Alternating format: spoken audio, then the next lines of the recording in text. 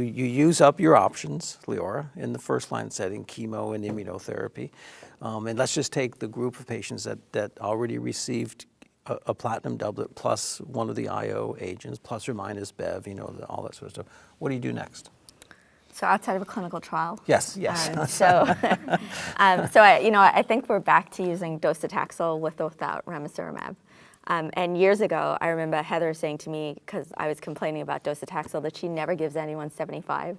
She does 60 or she does 36 weekly. Yeah, and I adopted that. I will give docetaxel often 60.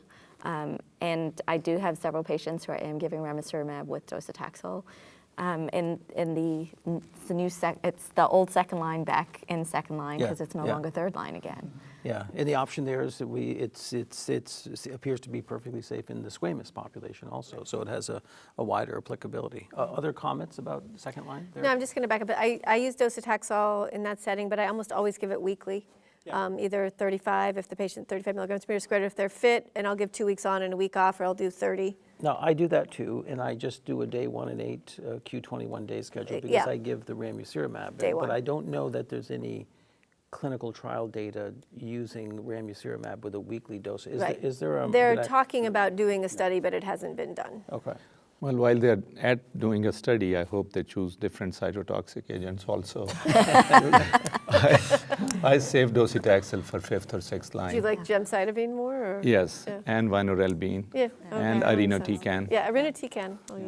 So I have 3 other drugs that I go to before go to docetaxel, and if I ever go there, I give a weekly taxane, weekly Taxol, paclitaxel, rather than going to docetaxel, because I've given a lot of docetaxel in my lifetime and given actually a lot of lectures about docetaxel. But these new immunotherapy trials, one thing that they cemented in me, because all of them use that as the control arm, that the grade 3, 4 toxicity is north of 50%.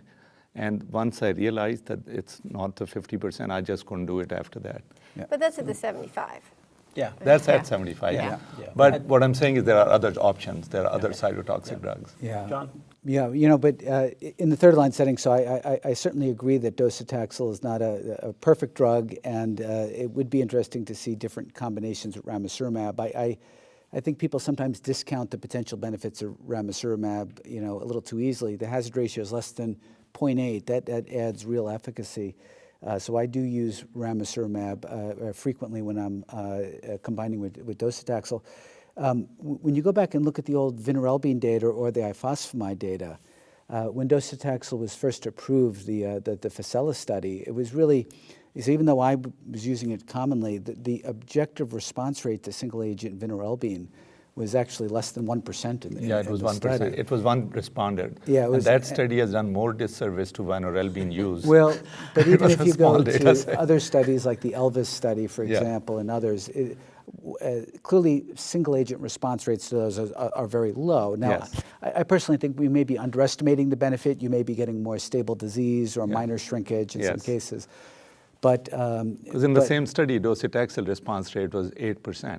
Right. Well, and I think most studies now settle out in that 8 to 13% range for single agent docetaxel. But I think the real benefits are going to be with either immunotherapy or other targeted agents in combination.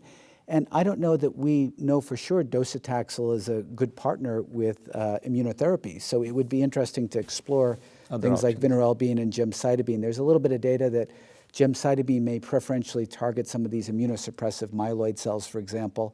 It would be nice to bring back some of those other agents and see if they are better partners with immunotherapy. There is a trial looking at platinum gemcitabine and one of the, I don't remember which checkpoint inhibitor, but there is a trial that is looking at that data. Yeah, it's the Novartis study's doing with the PDR-001. That's one of the arms of that study. There are probably others. So we've talked about the chemo plus IO. I'm going to ask Jerushka, what do you do after pembro monotherapy, those high expressors? Yeah, well, I think the great thing after pembro monotherapy is you still got your good old-fashioned platinum doublet to go to, and I certainly feel that in that patient population, if I can give the monotherapy, that is a very strong reason why I prefer it, because I have a good second-line regimen that I know has great data to support it. So I think if you can, you should. Sure.